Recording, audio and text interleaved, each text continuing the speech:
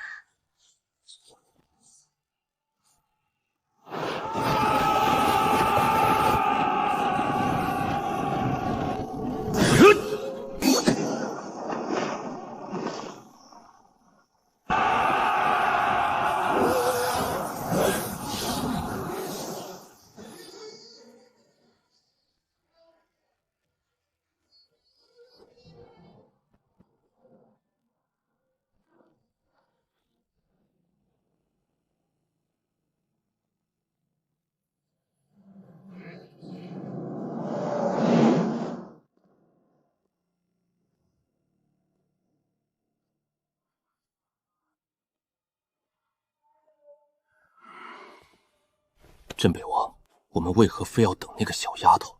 哈哈哈哈哈哈！你们以为这大周皇帝宝座是那么好做的？单凭本王这100万大军加上20万江湖武者，就能轻易推翻这大周的江山吗？虽然那大周狗皇帝盘踞在这上京城，但如今麾下也不过30万禁军，我们这边单论数量就已是对方的2倍有余，这力量对比完全不是一个等级啊！难道是因为那镇压的1400头嗜血妖魔？你们不要忘了。我们这拾荒之地可是妖魔挡道，人族卑微，而我们真正的威胁从来都不是彼此。无论是本王还是周天元，我们共同的敌人都是那1000头祟。这些祟是来自那不可说之地北冥。既然如此，尹皇后当年为何要将这些东西镇压在我们大周的地界？100年时间，我与周天元一明一暗探查，只摸清2个字：牵制。尹皇后早知他离去后，尹族必会清算紫霄皇朝，十方沼泽巨头也会前来复仇，而这1000头祟就是他留下的后手。当年我偷袭洛天红，就是彻底抹除这枚能引爆天下的媒介。可我万万没想到，洛天红棋高一招，将部分底牌安在了周天元身上。我100年谋划功亏一篑，却让镇妖司司主周天元登上了帝位。镇北王，那我们今日在此等候洛离，就是为了用它来对付那1000头祟。不错，有这1000头祟在，这个皇位就算坐上去，也随时都会被掀翻。可她一个小丫头，如何对付得了那1000头恐怖的祟？那洛离的体内有着一个诅咒，这个诅咒被称之为天恶，在他18岁那年便会降临。一旦天恶降临，以他为中心，顷刻间万里泯灭，万物不存。而这正是他一出生就被尹皇后用秘法强行封印的真正原因。但即便是尹皇后的封印，也只能压制他100年。所以只要引爆那个诅咒，我们就能借助天恶扫除这1000只祟。这也是我们唯一能除掉那1000只祟的办法。到时候这天下将再也没有任何力量能够阻挡我们问鼎那个至高无上的位置了。也就是说，上京城流的血越多，那丫头身上的诅咒爆发的时间就越短。如果朕有选择，又岂会愿意让我大周的将士用自己的鲜血去填平这深渊？届时，不光是我大周生灵涂炭，恐怕整个10朝之地都将万劫不复。这一切都怪朕无能。等此件事了，朕自会向大周百姓请罪。陛下，您这完全是为了黎民苍生啊！将士们都会理解您的苦心。陛下，皇宫内已经准备好了水幕，周围的防御也布置好了。好，不能再让我大周的好儿郎白白牺牲了。传朕旨意，一旦那丫头身上的灾厄之力有爆发迹象，所有人即刻退守皇宫，打开所有水幕。他的实力早已远超常人想象，可我如今已然自身难保。陈大哥，父王的墓在城北皇陵。等我将你送到太傅府，然后你自己去，我很忙。陈大哥，我感觉我快扛不住了，你能不能带我去皇陵？我感觉我快没时间，我不想造成生灵涂炭，我只想再看我父王最后一眼。行了，别在这要死要活的，老子的镖阎王来了也劫不走。等到了太傅府，你该复你的国就接着复你的国。那如果我没有撑住，你能不能不要让我的诅咒之力爆发？可以，但得加钱。好，我再给你加10万两。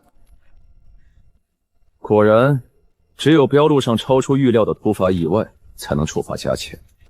刚才的意外已经结算，现在没用，又少赚一笔。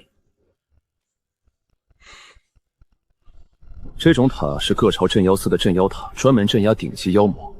可这塔内的气息，我翻阅所有魔髓图谱，竟完全无法辨别。原来如此，周天元和洛文渊这两个狗东西都想置这傻丫头于死地，让她和这镇妖塔里的东西同归于尽，然后好争夺皇位。哼，人族的卑微还真是怨不得那些妖魔鬼怪。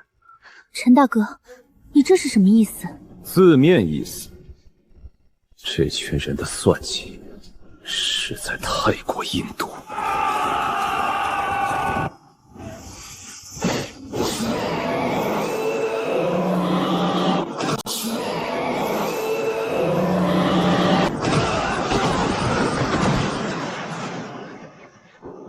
此人到底是什么修为？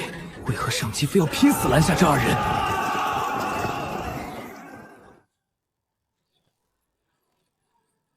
陈大哥，咱们能不能加快脚步，不要理会他们？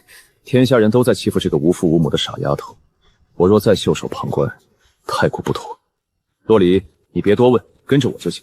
老子这可是头一回在标路上给人开小灶，还是免费。你那20两银子，算是赚到天际。你这白条要不给老子兑现，老子饶不了你。我马上就要爆体而亡，生灵尽灭，他为何还在意银两？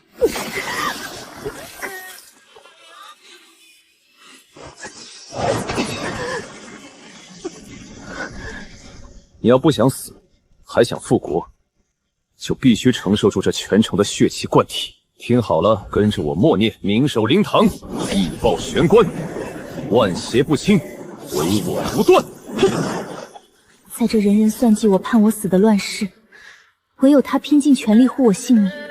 镖未交付，任务未完成，谁都带不走我的镖。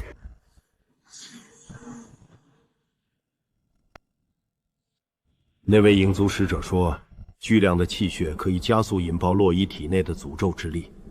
可如今城中阵亡的武者早已超过10万，可那诅咒怎么还未引爆？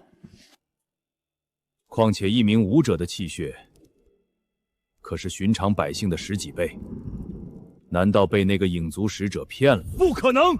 那位使者亲临此地，正是为彻底扫除影族杂处而来，他完全没有必要诓骗我们。王爷，那丫头身上的灭世之力迟迟未能显现，会不会是有人在帮她压制？压制？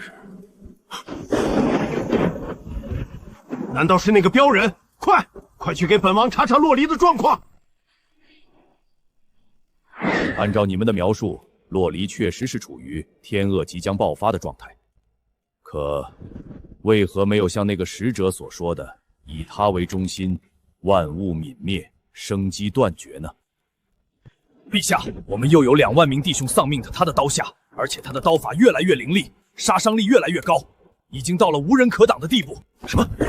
知道那个镖人的刀法了得，可为何会越杀越强？而且也就是说，那个镖人非但没有阻止我们制造血气，反而在主动帮我们。不对劲，但不重要了。洛离诅咒已处于爆发边缘，只要引爆诅咒，剩下的就是我和周天元的事了。去，继续探。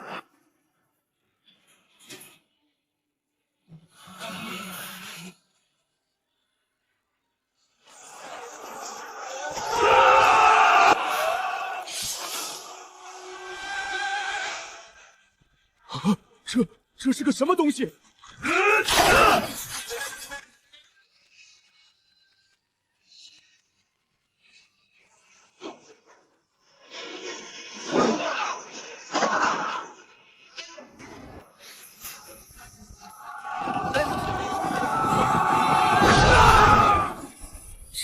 陈大哥，他们眼神中没有丝毫恐惧，为什么明知必死无疑，还要往我们这里撞？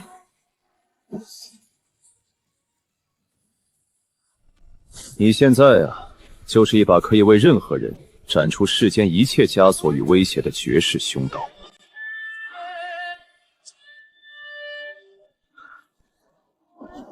此去上京城，你只有1日可活。原来如此，我努力了16年的复国之路就是一场笑话。复国？确实是复国，但不是复我紫霄皇朝的国，而是为那2个人扫清障碍，方便建他们自己的国。原来他们一直都在等着我，这难道就是江湖？这就是人心？你知道他们到底想利用你除掉什么吗？我父皇曾在我身上留下了一道讯息，告诉我这大周境内镇压着1400头碎奴，他们是我母亲从北冥之地带来镇压拾荒的，乃是整个拾荒的守护者，并且我可以用我母亲留下来的名印任意调遣。他们应该是想用我身上死亡之力清除这些碎奴。原来这玩意儿是碎，系统里确实有一个碎谱，只是里面一直都是空白的。而且我能感受到那座镇妖塔里的碎实力早已超越子府，只是安静的像是在等待着什么指令，不然这小小镇妖塔可镇不住他。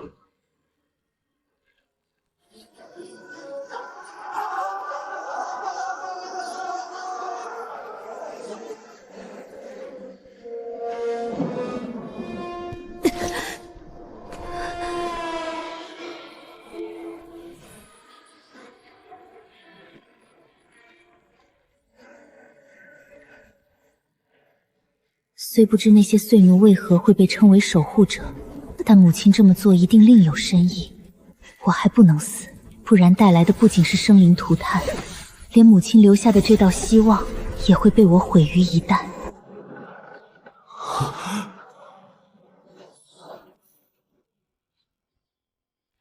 你说那个镖人在洛离异象即将爆发之时，用一种秘术控制住了他的爆发。是，属下看得千真万确。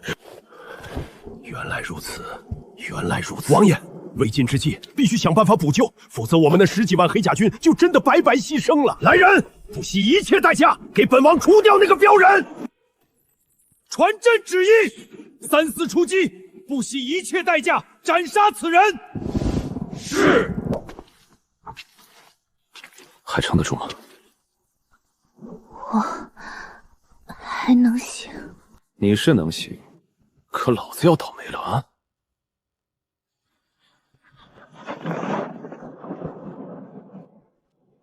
这么多人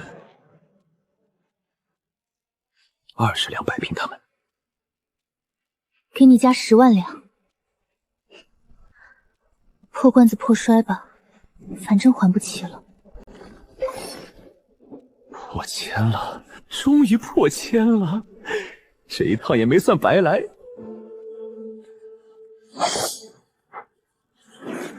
想投胎的，就赶紧抓紧时间，老子赶时间。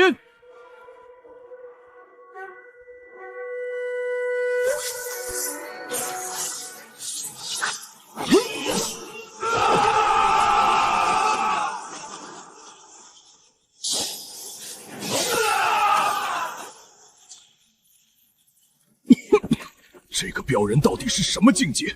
绝不是子府境，即便是天象境强者，都不一定能有这等杀伤力。不好！还想跑？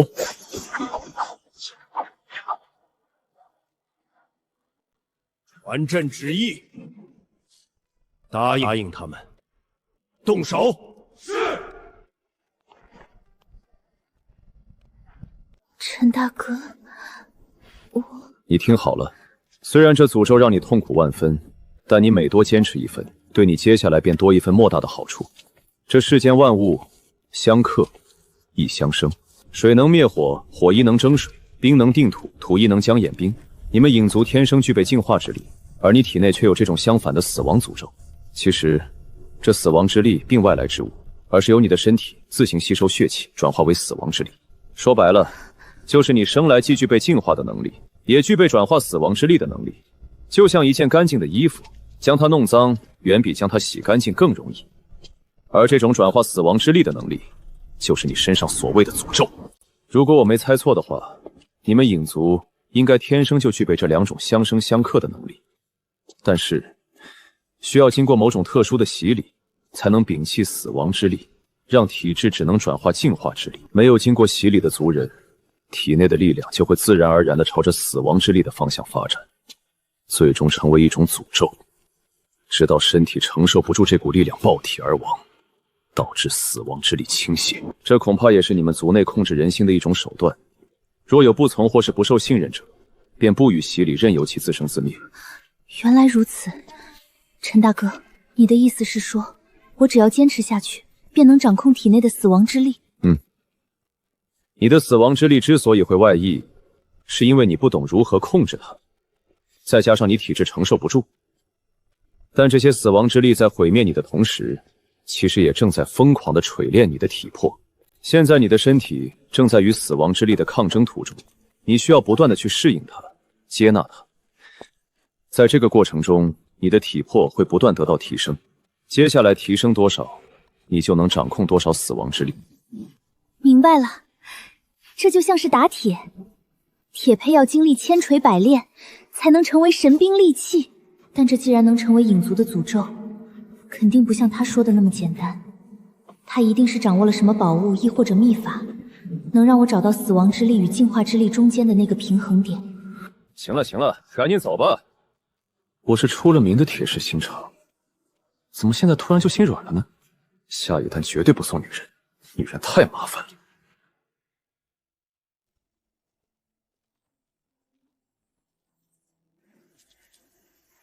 哼，终于到了。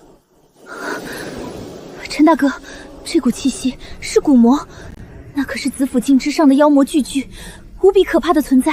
赶紧的，我把你送到太傅府里边，就算完成任务了。这些家伙你自己搞定。哼，好啊，我还准备接下来去找你们祭月魔猿报仇，你倒自己先送上门来了。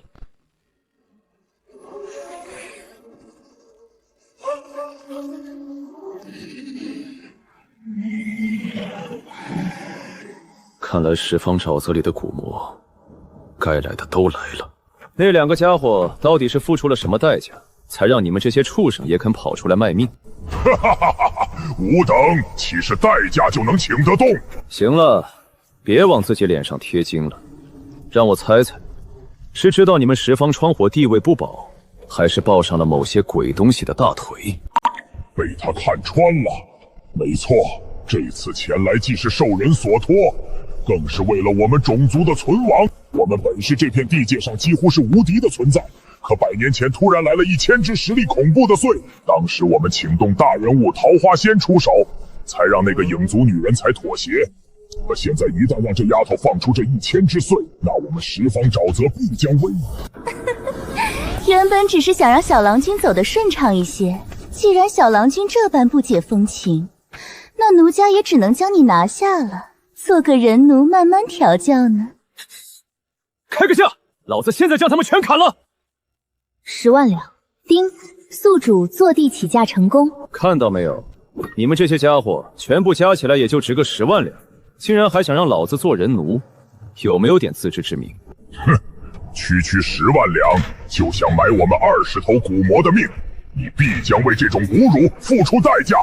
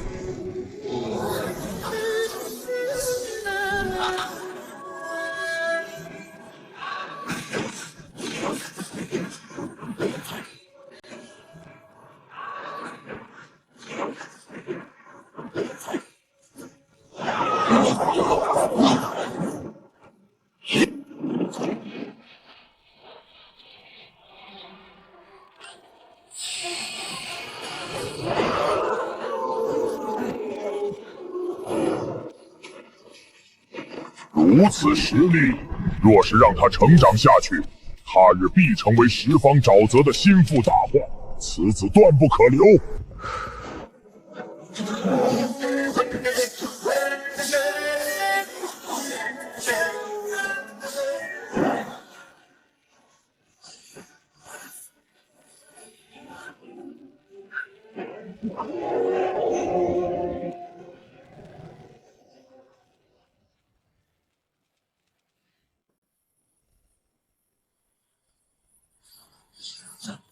这小子到底是哪里冒出来的怪物？没想到他一个子府居然比天象境的古魔还要强。帝王路前真正的危险，不是那个身负诅咒的丫头，更不是那神秘莫测的1000头穗，竟然是眼前这个完全不按常理出牌的镖人。可恶，有这个怪物挡在前面，我们任何一方都奈何不了他，唯有联合才有希望。通知那些妖魔，到了他们兑现诺言的时候了。是。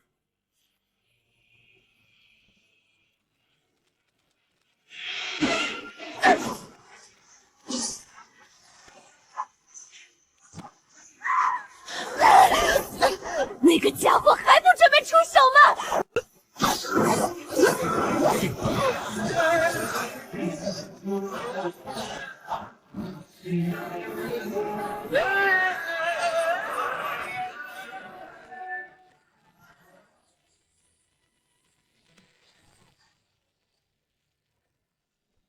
决战时刻要到了吗？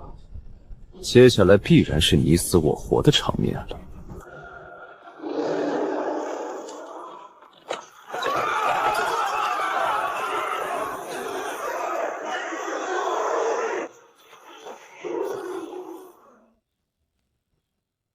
这么大的排场，整个大周皇朝所有能调动的子府境强者和十方沼泽的巨头，这是都到齐了。这个人我在画像上见过无数次，我的亲大伯骆文渊。大云镖人陈官，见过陛下。陈官，你到底需要什么？只要你愿意就此退去，除了那个位置，无论什么条件，本王都可以满足你。一边去！你现在没资格跟我说话。你，对了，你们这是在迎接新陛下，还是来劫镖？我劝你们让开道路，一会儿你们再继续抢那个皇位。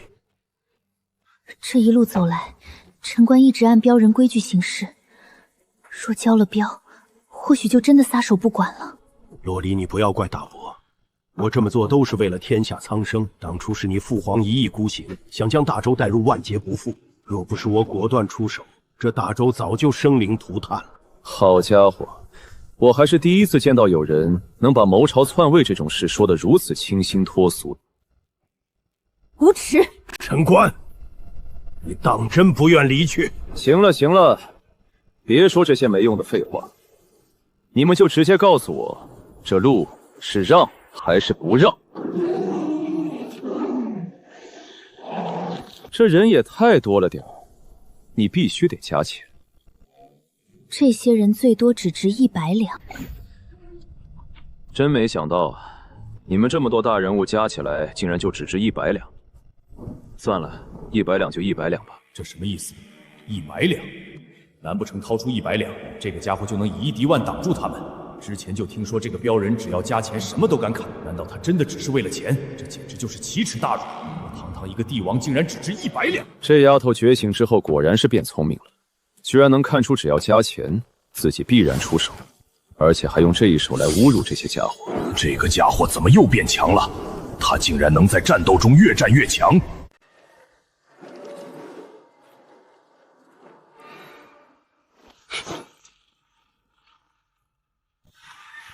突击战！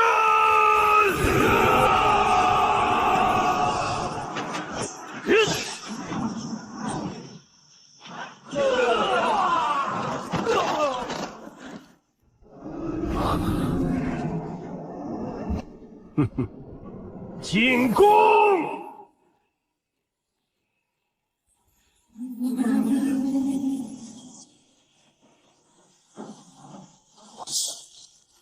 手！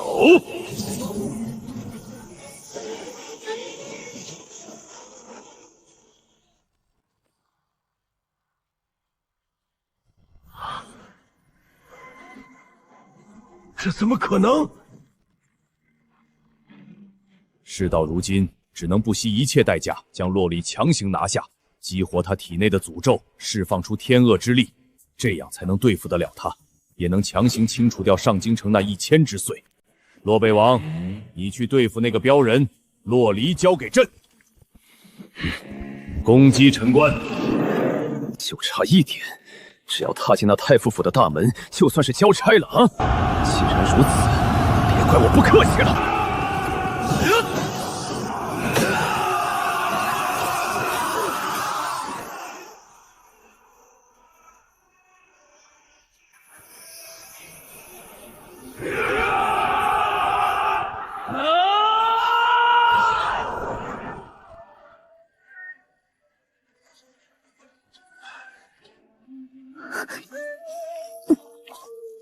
你给老子坚持住，可别让我裤衩子都赔没了。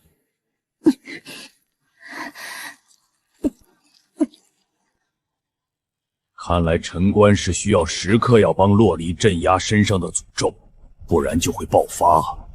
不惜一切代价将他们2人分开。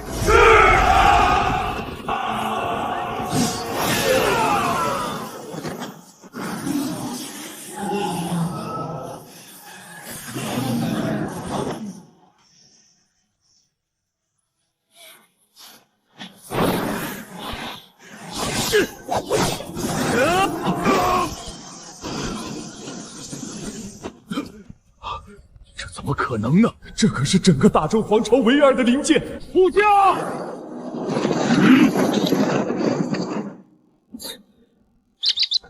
你们烦不烦啊？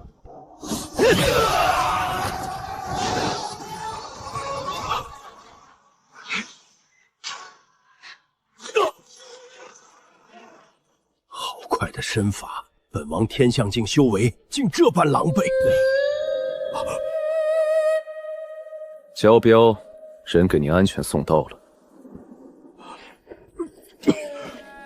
赶紧把这趟镖费的余款给我结一下。我确实收到过苏敬言的密信，说雇佣了一位镖人护送洛离，让我别忘了结尾款。可那穷乡僻壤的镖人，咋可能有能力带洛离走到这儿？这是当时的字据，100两，赶紧结钱。看着字迹，还真是苏敬言那老东西的。苏敬言，老子谋划了100年的复国大计呀！哎，不至于吧？就100两而已。陛下，真要如此做？快去！骆文渊受伤，且陈关注意力不在这边，千载难逢的机会。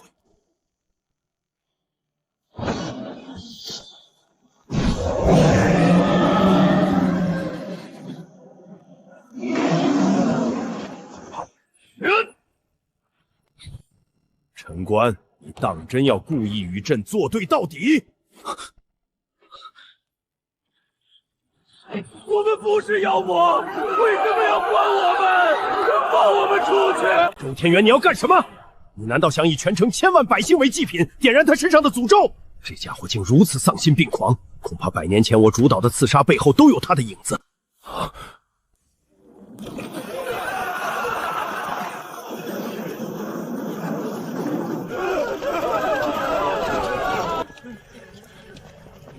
我以为骆文渊已经够狠了，然而跟周天元比起来，真的是小巫见大巫啊！周天元，你确定要用这种方式坐稳皇位？我这也是为了天下百姓着想。陈关，只要你出手阻止他，本王可以退出夺位。这老狐狸想让我给他争取时间，让他缓口气，没门儿！哼，滚蛋！赶紧结尾款。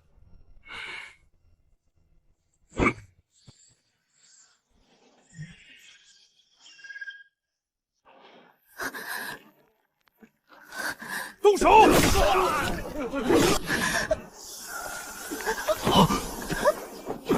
唉，终究还是不能那么狠心，送你一个词条吧。死丫头，你只有30息的时间，记住，在这30息内找到那个临界点，控制住它。限时词条手心已发动。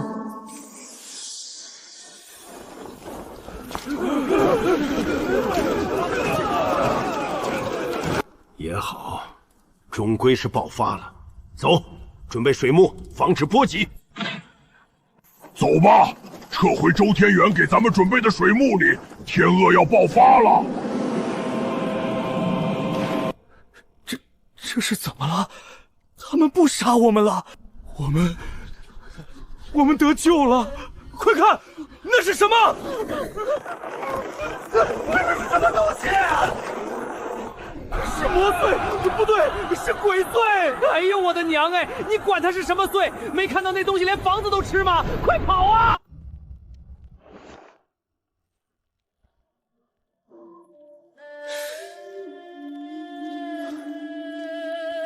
这宝藏到底藏哪儿了？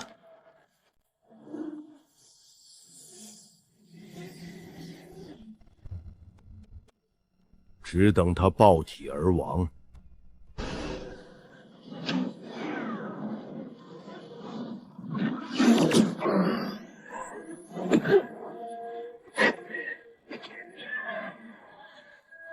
只剩20系了。这条死亡之道，影族历史上从未有人踏足。我必须找到那个平衡点。咦，我身体里的这股力量竟在主动抗衡。难不成这就是平衡点？不对劲，那蓝光是什么？怎么还没爆体？虽然像种子一样微弱，但也能焕发生机。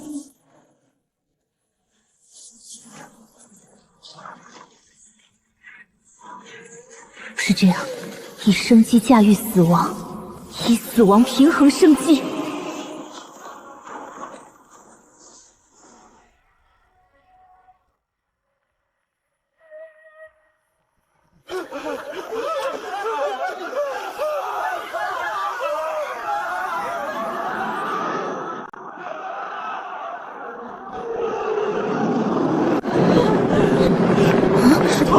是那个镖人，之前就是他救了我们，他一定有办法。跟上恩公！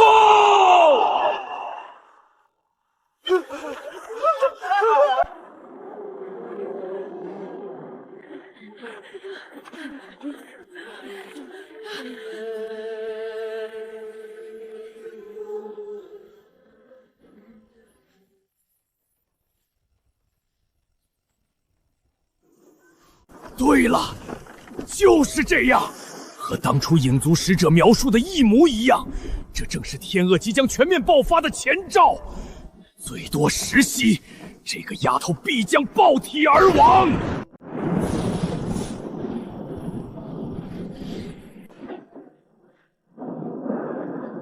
不行，这样不行，血气还在疯狂累积，若不会转化这股力量，仅仅控制不往外溢的话，我终究会爆体而亡。还剩不到10个呼吸时间。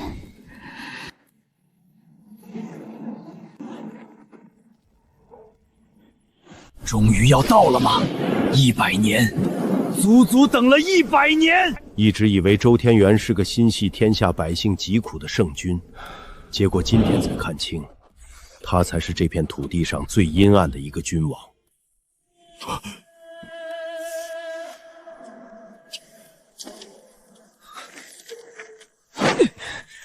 你妹的！我说怎么找不着位置？老子的宝藏就在太傅府里面。这个死丫头还没掌控好，老子的宝藏不会被这个丫头给折腾没了吧？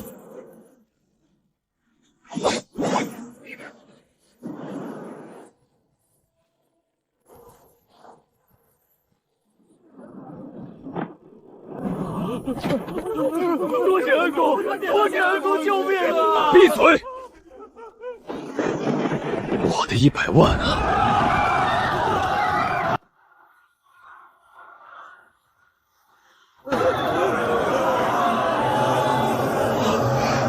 快看那边！如果天恶之力净化了这些祟，我就立刻开启水幕大阵，覆盖全城，阻止这股力量蔓延出去。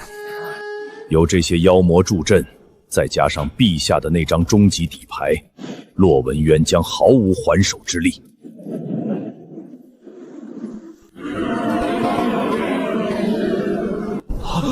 这是怎么回事？怎么突然不蔓延了？难不成又是那个镖人在暗中动了手脚？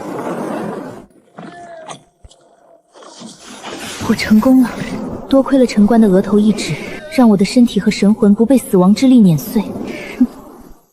幸好阻止了那1000之岁死亡，护住了拾荒苍生，避免了一场浩劫。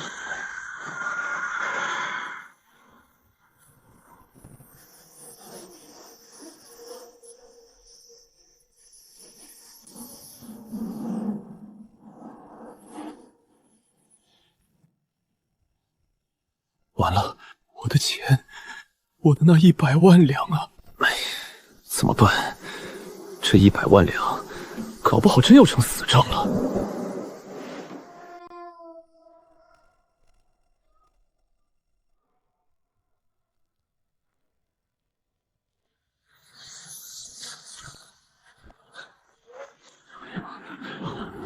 洛离，不想死就跟朕走一趟，带上你母亲留下的那1000之岁，朕可以让你平安走出大周。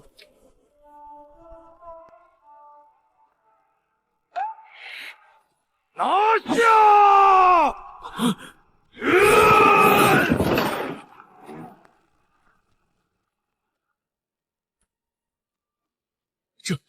这怎么可能？你竟然真的掌控了天恶之力！谁动，谁死。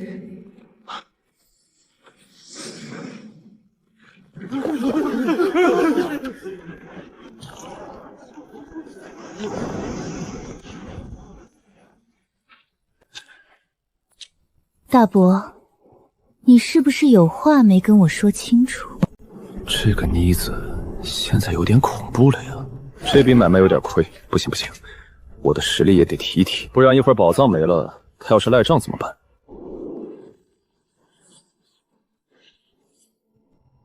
啊，这波可真是血赚，竟给了这么多！只需要499个标点，就能从子府境突破到传说中的天象境。先升级。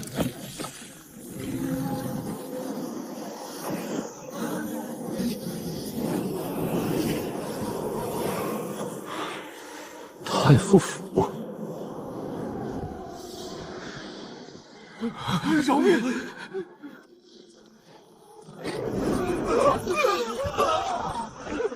怪物！怎么可能？不要过来！不可能，这绝不可能！他怎么可能掌控天恶之力？这可是连贵族都做不到的事情。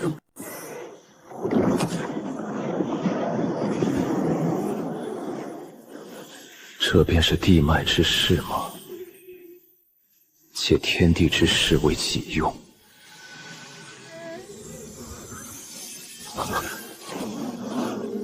不对，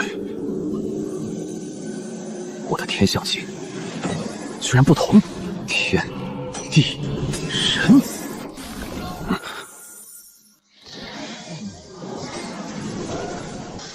怎么会多出一个人像？啊！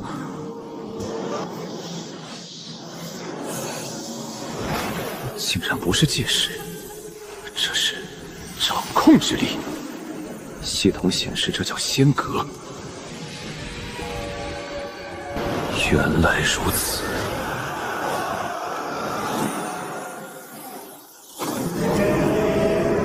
人族缺失的，从来都不是天赋，而是被剥夺的仙格。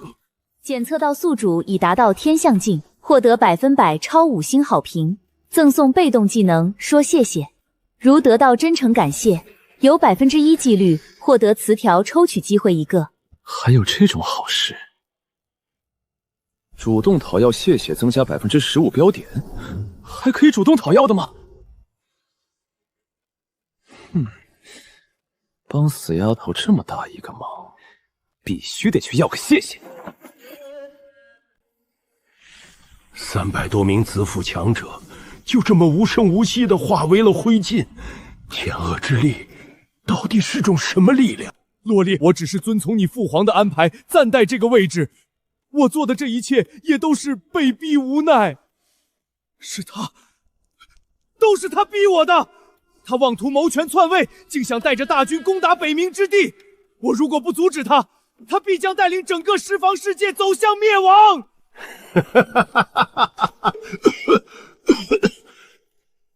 不错，我确实是想去那北冥之地，但你以为我不这么做，这十方世界就能平安无事了吗？你们是不是忘了100年前国师苏敬言留下的那个预言？预言？十方为龙，轮回为锁，万年一梦，众生皆刍狗。100年前，国师苏敬言曾在一次大醉之后留下过一个谁也听不懂的预言。当时所有人都以为那只是他的酒后胡言，难不成这是真的？算算时间，距离苏敬言所说的下一个万年轮回，似乎已不足10年。我们这十方之地，就是一个被北冥遗忘的怪谈世界。这是一个由活人构成的规则怪谈，名字为格位。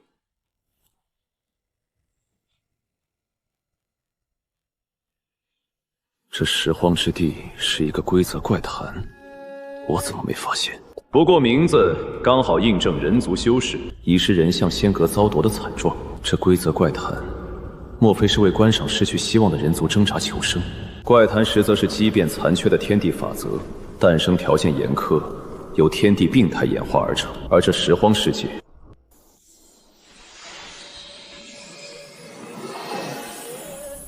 竟是真的。此方人族先天缺失本源，本就不属于这片世界。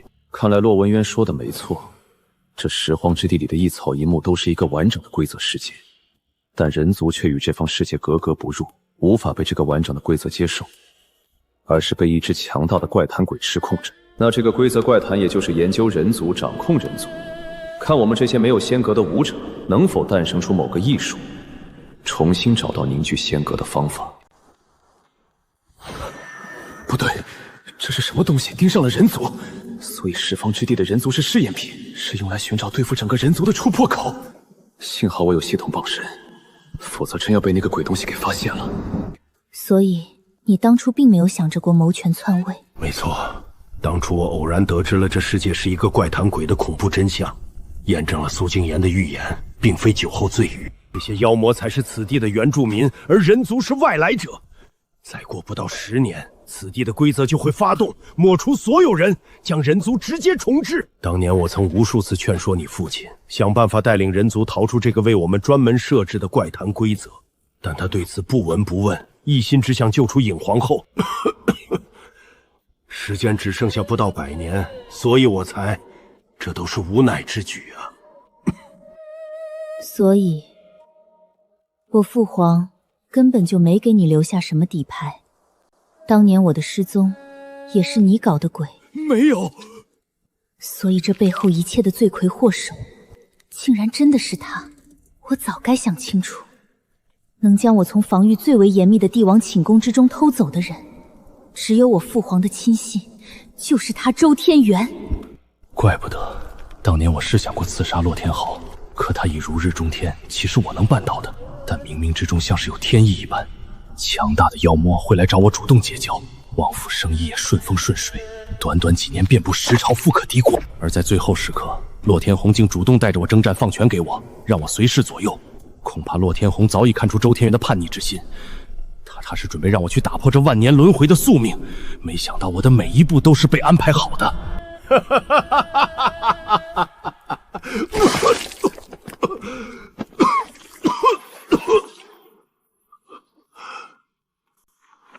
这个死丫头，磨磨唧唧的，不知道反派死于话多吗？你现在可是一个死亡魔女，妥妥的大反派。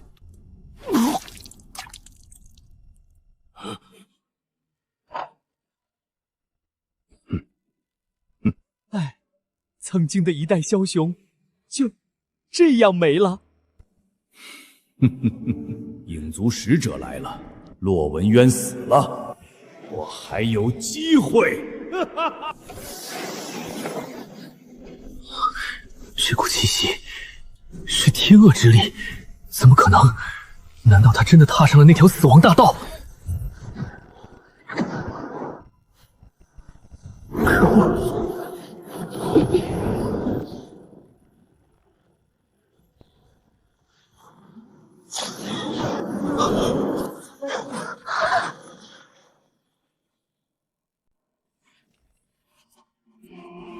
真的是天恶之力！他竟然真的掌握了运用天恶之力的秘法，本使这次可真是撞上大运了。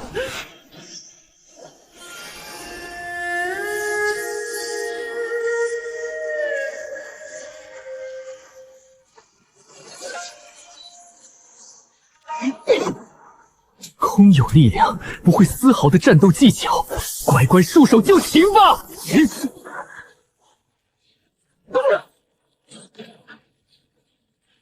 这人用的正是人相之力，果然只有这十荒世界的人没有仙格，无法真正掌控天地之力，而这个外来者却能随心所欲的运用。就刚才那一剑的威力，够打100个天象境的周天元了。怎么又是你？你不是走了吗？陈大哥，你是谁？我是你爹，给老子滚！找死！陈大哥，小心！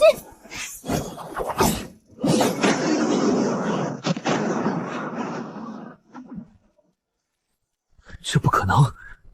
你怎么可能掌控天地之力？你大爷的！是看不起我是吧？陈官，好久不见。你是对时间没概念吧？这才几天就好久不见。这次吴是专门为你而来。别废话了，你是他请来的帮手。我这次前来，想请你护一趟镖。护镖？果然是朋友多了路好走，生意自动送上门啊！你这也太客气了，还大老远亲自跑一趟。这趟镖还得看你敢不敢接。你先等会儿，我上一趟镖的账还没结完。陈大哥，你等一下，我这就带你去取我父皇留的宝藏。桃花仙前辈，救我！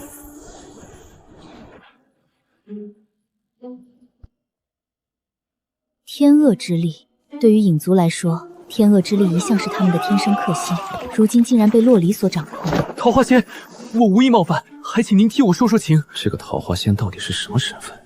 这么大面子吗？没想到这桃花仙的来头竟然比这影子使者还要大。可以，不过10年之内你不得离开荒渊，只能在拾荒沼泽待着。这，我绝无可能是陈官的对手。桃花仙此举显然是要阻断我将洛离掌控天恶之力的消息带回族内。是，桃花仙。桃花仙，我先去找宝藏，你的镖稍等片刻。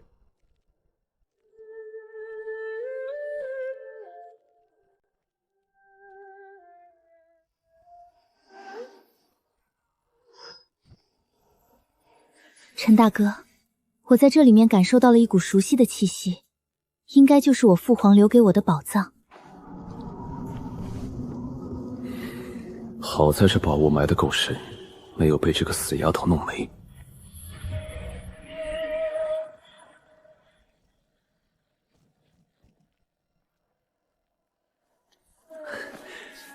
这里边不会真是一箱子珍宝吧？这下应该够了。虽说这是一把灵剑，但对于我来说跟废铁没什么区别。好在能感受到里边封印着一股诡异的力量，有那么一点研究价值，但这玩意儿哪有银子来的实在啊？这是我娘当年的佩剑。这玩意儿顶多值1万两，还有99万两，给我。我虽已是女帝之位，可如今大周刚历经战火，早已名声凋敝，百废待兴。陈大哥，你给我一些时间，等我自己亲手赚够了钱。等你赚到？你怕不是当家不知柴米贵？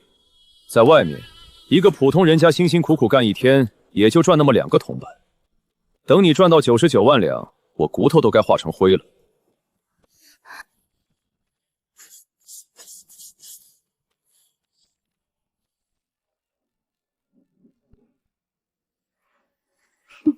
果然是爱财如命的家伙，但他接了桃花仙那趟镖，一旦离去，这辈子恐怕再也难相见。有了这99万两的欠条，至少每隔1月时间，总会想起自己一次吧。说谢谢。他是想逼我和他撇清关系吗？钱货两清，人情两散，与他撇清那不该有的男女之情，让我能心无旁骛地做好一个帝王，为这十方之地开创出一个太平盛世。怎么还哭了？哎，你哭啥呀？陈大哥你……行了，别搞得跟你爹刚死了一样。陈大哥谢谢你，这句话是我替这十方之地的百姓说的。你先管好你自己吧，还替别人说谢谢，你有那个资格吗？丁，恭喜宿主得到雇主的真诚感谢。你妹啊！运气这么好，这种高难度的长途任务才能获得2个词条，他一句谢谢就得了1个。这么看，这死丫头也挺顺眼的。行了行了，希望你接下来能好好做你的女帝，不要让你父皇失望，也不要让这天下的百姓失望。陈大哥，我洛离这一辈子只会努力不让一个人失望，至于其他人我不管。将这些畜生清理了，这个拾荒之地的标道就太平了。这封印之力不属于这个世界，但我也看不出是什么力量。算了，收进系统吧。既然有3次抽取词条的机会，那就抽一个。恭喜宿主获得永久鹿泉词语。我去，这是个什么玩意儿？路通词条，阴间借道。难不成拥有这个词条，连阴间的镖都能走了？这么瘆人呢？词条内容晦涩难懂，难不成和我自身境界相关？天象境踏入仙路，可神魂出窍，窥见阴祟恶鬼，所以正因为步入此境，开始接触鬼邪，才解锁了阴间借道词条。有此词条护身，我便不会被邪祟侵染，还会被对方视为同类。有了这个，那能去的地方可就多了呀。桃花仙呢？不会等不及了吧？不好。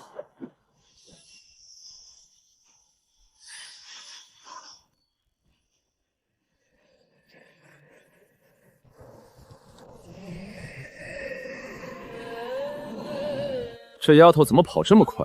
我抽词条也没耽误多久啊！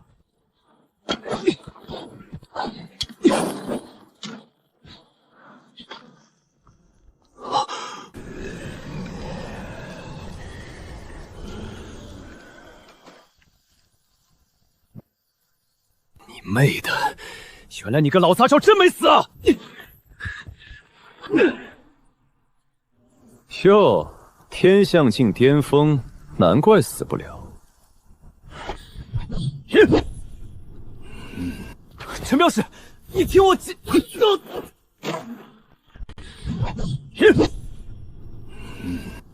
镖使，你听我等会儿老子再找你算账。这个死白道人之前半真半假的忽悠了我一通，让我走入了一个误区，要不然这趟镖早到了。陈官，你护送的镖便与他有什么？给老子滚！你的镖老子不接，而且先吃老子一拳再说。陈镖使手下留情。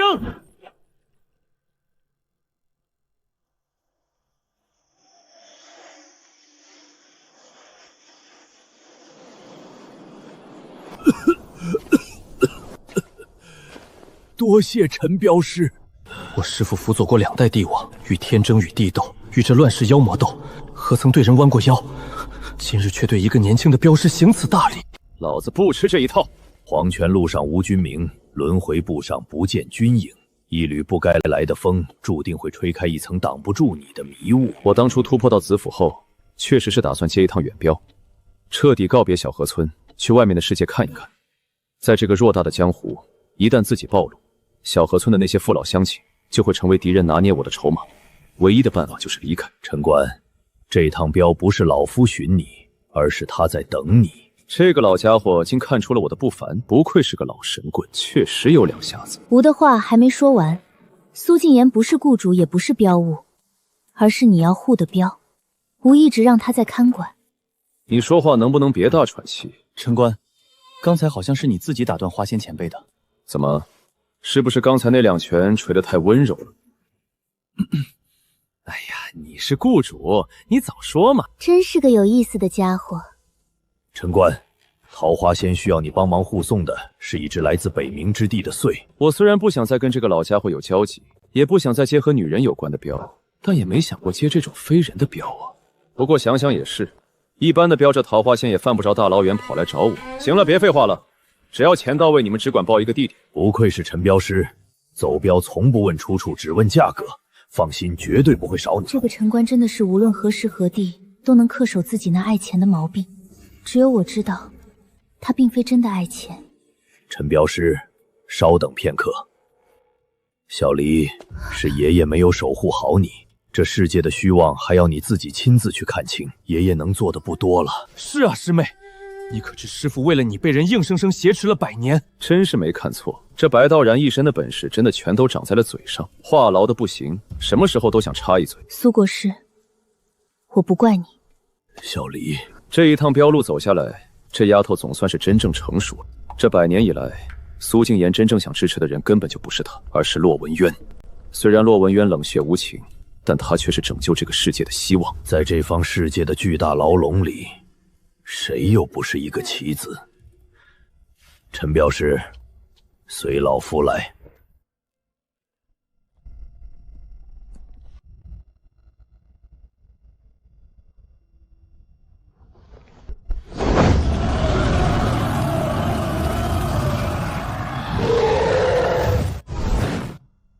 陛下，如今大周群龙无首，不如择日登基。不对，是子霄现在群龙无首，陛下不如择日登基。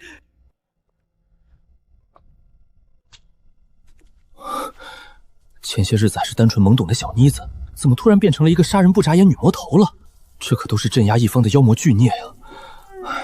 也不知道这未来究竟是好是坏。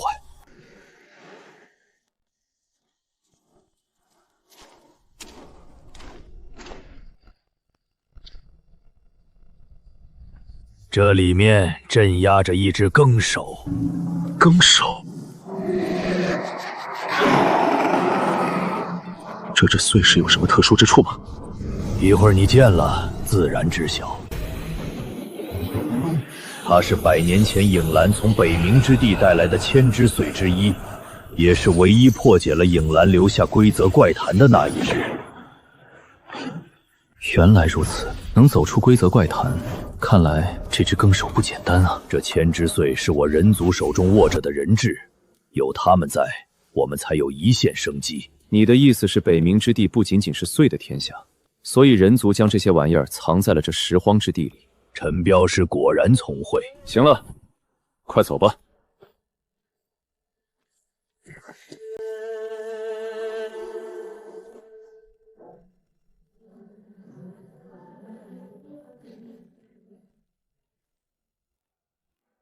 让我看看那个东西吧。我得先看看镖物能触发什么系统任务，然后再说。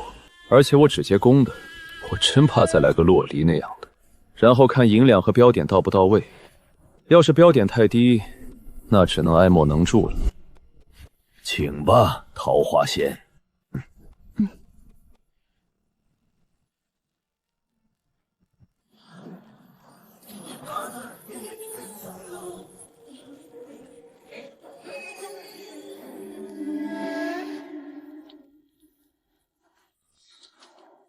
刚才解封的时候，他露了一丝气息，可气息中既无人族的阳气，也无妖物的妖气，难不成真是神仙？陈镖师，请。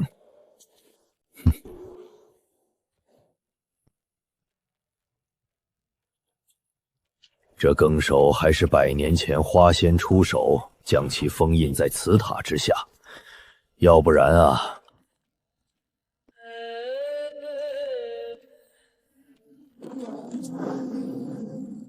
还好，是个男的。是你！你们人族果然言而无信！你个死老头，说好的10年之内送我回家，这都过去100多年了才来。这北冥之地是个什么地方？怎么会长出这么个玩意儿？在下3更，来自北冥耕族少族长。敢问阁下贵姓？哟，还挺讲礼貌。镖人陈官，你这细胳膊细腿的，也没看出哪里彪啊。哟，还挺有幽默感，比洛丽那个死丫头温柔多了。陈镖师，你只需将他完璧归赵，送回北冥耕族便可。这是100鬼钱，还是当年尹皇后留下的北冥通用货钱。他曾说，这钱在北冥之地能让任何一人富可敌国。触发押镖任务，护送3更前往冥界更族领地。300点，相当于洛丽那一趟镖来说，算是要多一点。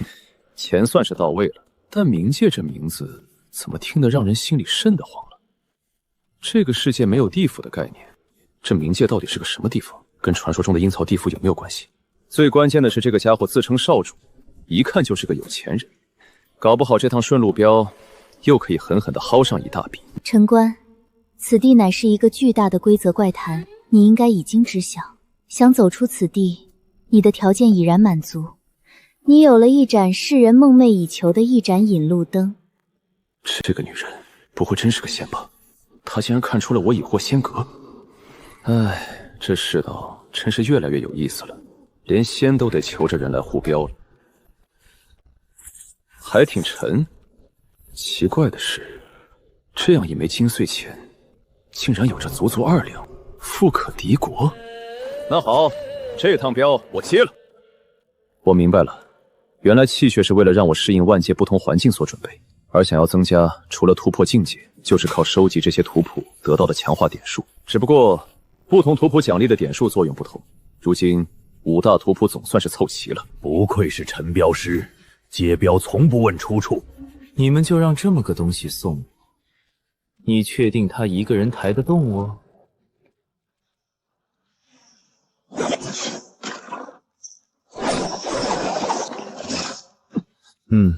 还挺结实。你根本拴不住我，这牙口也太好了吧！你真以为是这个地牢困住了我？我只是不想出去罢了。现在的脸是我100年的艺术成果，一定要给我最心爱的更娘欣赏，一根头发丝都不能伤到。原来这家伙这里躲了100多年，就是为了偷偷的臭美。这岁的脑回路果然不能用正常人的思维去理解，以后凡是老子说了才算。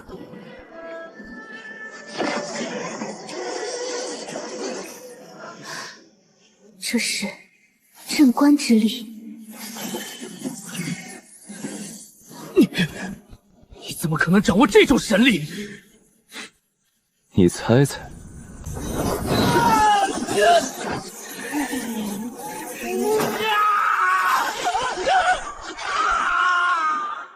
不知道老子的真气天生克制你这种人不人鬼不鬼的东西吗？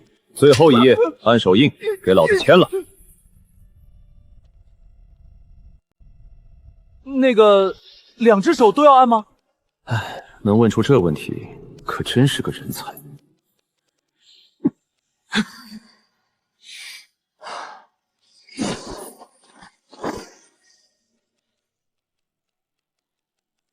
老头儿，这就是你说的八抬大轿？你说好的风风光光送我回家的？陈镖师可是这一代最好的镖人。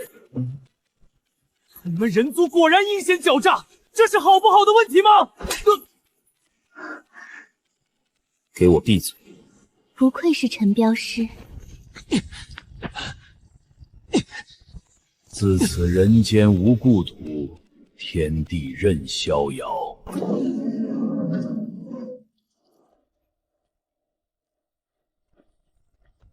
好好当你的女帝，早点给我的99万两凑够。这笔债根本不可能还清，谢谢你给了我一个继续守护大周的理由。哎呦，天底下怎么有这么丑的女人？这是什么？你怎么会有天恶之力？坏女人！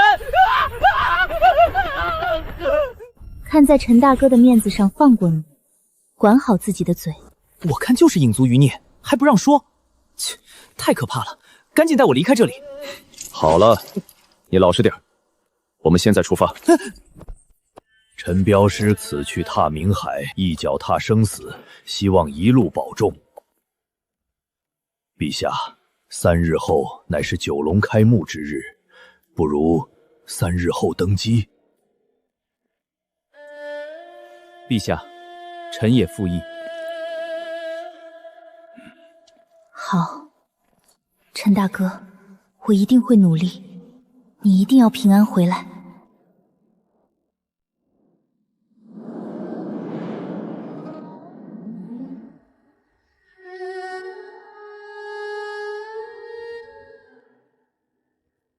终于走到了这一步。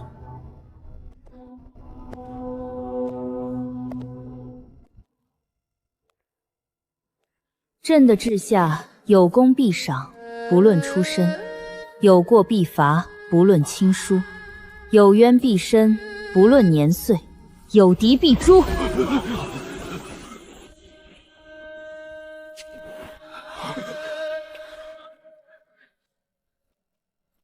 3天之内，把周天元埋在各郡的暗桩名单交到案头，少一个，你们自己拿命填。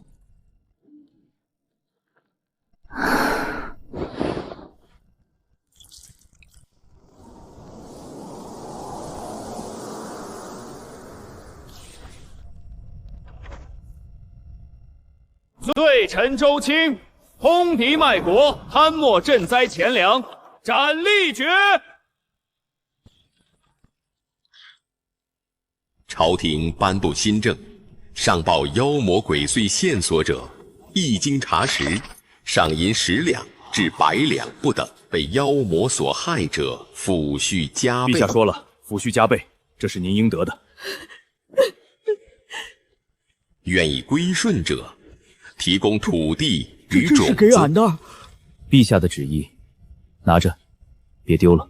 这种以民为本的仁政之道，确实是眼下这片土地最需要的。在洛离的铁血手腕下，大周的朝堂经历了一次血洗与重塑，他却在完成这一切后悄然离开。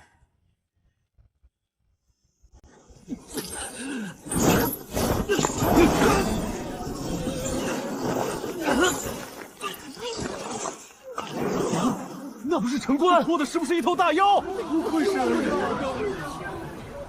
一个身负天恶之力的影族血脉，又怎么甘愿在这片小小的拾荒之地当一个偏安一隅的女皇帝？从她把苏爷爷改口成苏国师的那一刻，我就知道了，她的执念不在那张龙椅上了。陶姨，我真的跟不上她的脚步吗？不是你跟不上她的脚步，而是你的心容不下她要走的那条路。我还没还他钱！完了，我这100年的辛苦全都白费了。我这帅气逼人的容颜，竟然让那群人族看到了。这要是让我的更娘知道了，肯定会怪我没有诚意。你要的再哭一声试试。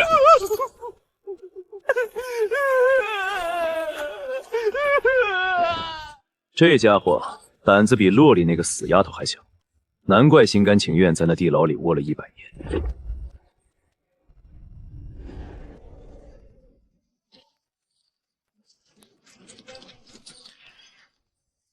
哼，这个所谓的冥界有点大。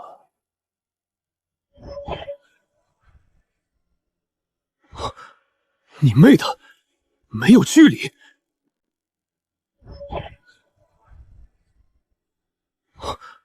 你妹的，没有距离！拾荒之地到冥界中间隔着的这一片灰色，难不成不是海洋，是2界壁垒？这样才有意思。这链子看着真碍眼，正好系统给的新技能可以把这玩意儿变成法则约束。